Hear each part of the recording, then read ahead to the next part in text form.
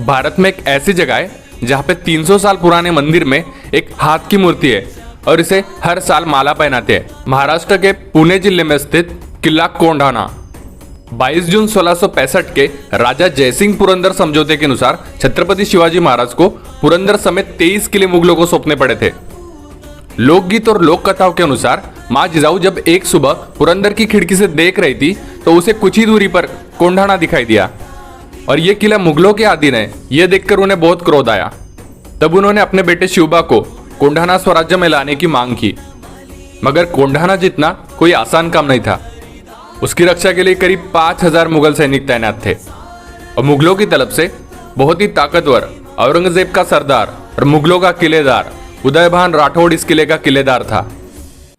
और इसी दरमियान नरवीर तानाजी मालुसरे अपने प्रिय दोस्त राजे छत्रपति शिवाजी महाराज के पास अपने बेटी की शादी का न्योता देने गए थे, मगर महाराज इस मुहिम के चलते बहुत परेशानी में है। ये देखते ही मुहिम की भयानकता और अंजाम की परवाह न करते हुए मरने और मारने की प्रतिज्ञा कर ली और इस मुहिम को अपने हाथ कर लिया और कहा, महाराज आधी लगन कोंढाणा से मग आमच्या रायबा से, अर्थात पहले किला लेंगे फिर हमारे रायबा की शादी।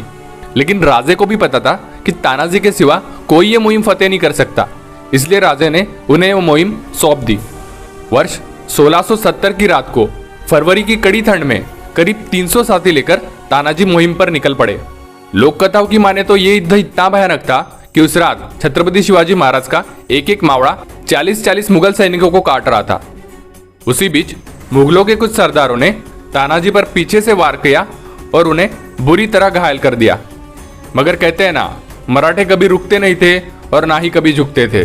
उनके बारे में एक मराठी में कहावत है, अंधाराला भीत नाही आकाशाची साथ आहे और मोडन पण वाकणार नाही मराठीची जात आहे।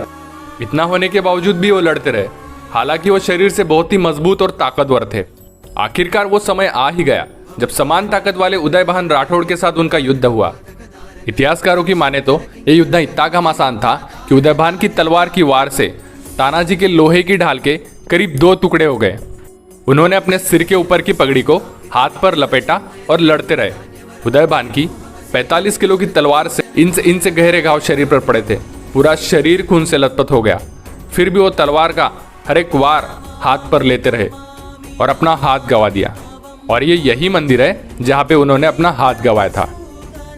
वो अपने आखिरी सांस तक युद्ध करते रहे और जब किला जीत गया तब उन्होंने अपने प्राण त्याग दिए।